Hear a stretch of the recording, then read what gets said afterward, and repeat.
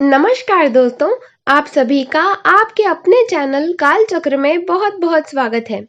आज के इस विशेष कार्यक्रम में मैं आपको बताऊंगी कि तिल चौथ या फिर सकट चतुर्थी कब है, इसका व्रत आप कब करेंगे, व्रत रखने के जरूरी नियम क्या रहेंगे, सकट चौथ का क्या महत्व है और चंद्रोदय का क्या समय है। ये सभी मैं इस वीडियो में आपको बताऊंगी। साथ ही मैं आपको कुछ अचूक उपाय भी बताऊंगी जिनको करके आप अपनी सभी समस्याओं का हल कर सकते हैं। साथ ही साथ मैं आपको ये भी बताऊंगी कि सकट चतुर्थी या तिलवा चौथ पर आपको क्या भूल कर भी नहीं करना चाहिए। तो वीडियो में एंड तक बने रहिएगा। और अगर आपने अभी तक चैनल को सब्सक्राइब नहीं किया है तो प्लीज मेरे चैनल को सब्सक्राइब करके बाजू में दिख रही बेल आइकन को जरूर क्लिक कर दीजिए, जिससे आने वाली सभी जानकारी भरी वीडियोस आपको सबसे पहले मिलेंगी। दोस्तों, हर साल संतान की सुख शांति, समृद्धि और लंबी आयु के लिए सकट चौथ का व्रत रखा जाता है। इस साल सकट चौथ का व्रत 10 जनवरी 2023 को रखा जाएगा।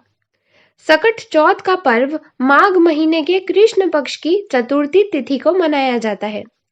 इसे संकष्टी चतुर्थी, तिलकूट और माघी चतुर्थी के नाम से भी जाना जाता है।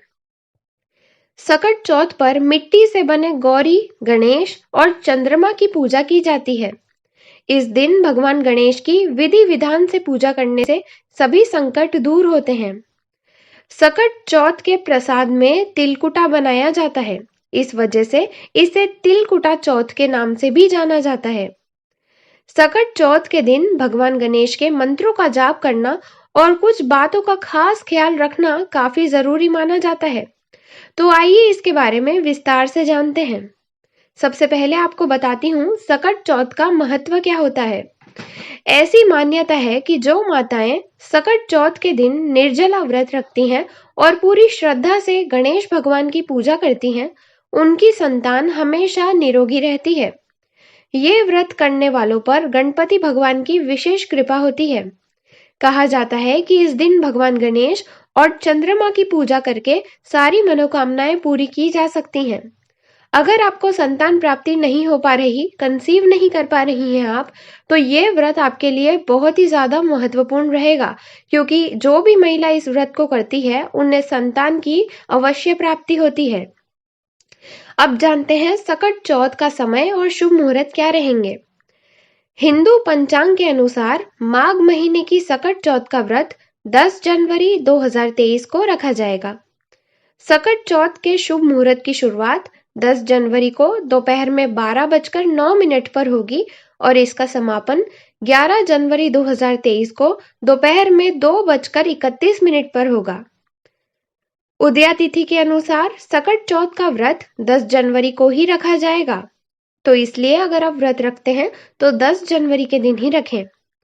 यह व्रत रात को चंद्रमा को अर्घ देने के बाद ही खोला जाता है, तो इसके लिए चंद्रोदय का समय भी आपके लिए बहुत जरूरी है, जो कि है शाम को 8:41 पर।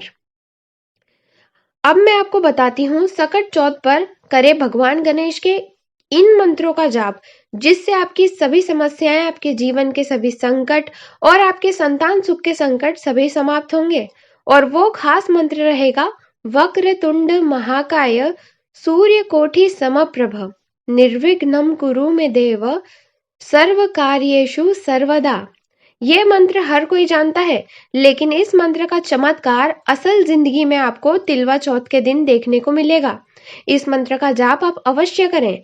21 बार कर सकते हैं या फिर अगर आपके पास समय है तो 108 बार भी कर सकते हैं, आपके लिए बहुत अच्छा रहेगा। अब मैं आपको कुछ ऐसी चीजें बताती हूँ जो आप सकट चौथ के दिन भूल कर भी नहीं करें। ऐसा करने से आपका भाग्य खराब होता है और आपके ग्रह खराब होते हैं। क्या है वो चीजें?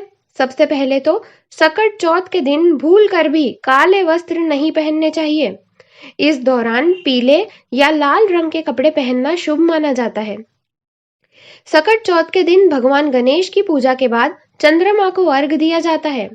इस दौरान ख्याल रखें कि चंद्रमा को अर्घ देते समय जल के छींटे आपके पैरों पर ना पड़े।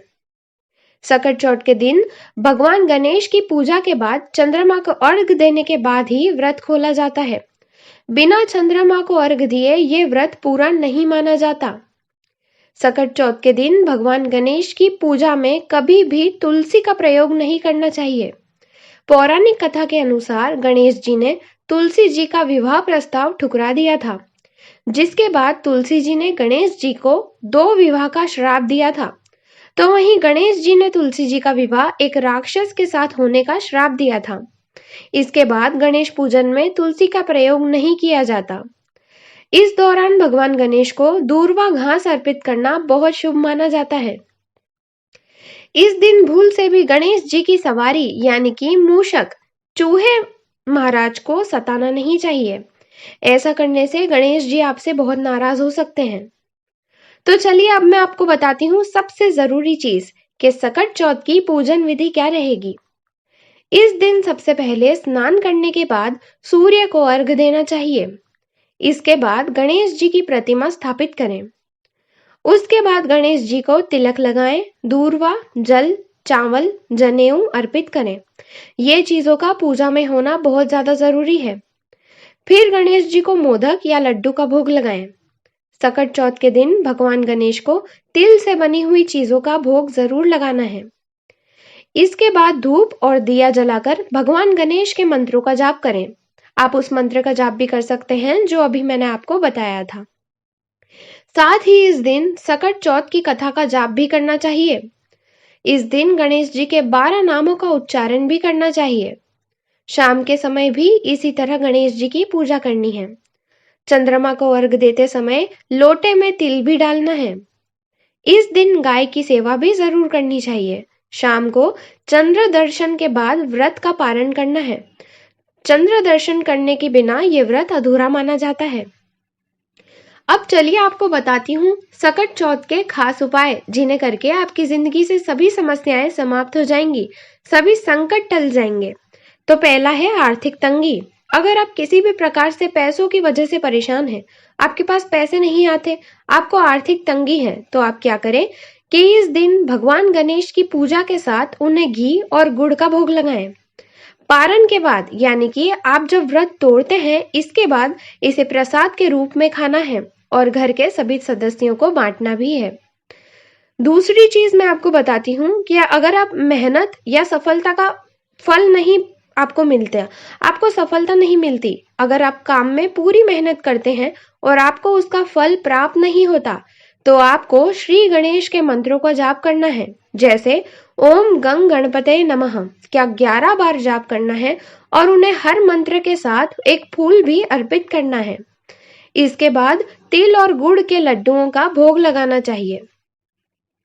तीसरी चीज आपको बताती हूँ कि अगर आप किसी भी बात से परेशान हैं और आपको बिल्कुल समझ नहीं आ रहा कि क्या करें, जिंदगी में अटके हुए हैं, आगे नहीं बढ़ पा रहे, तो आपको एक पान के पत्ते पर हल्दी से स्वास्तिक बनाना है।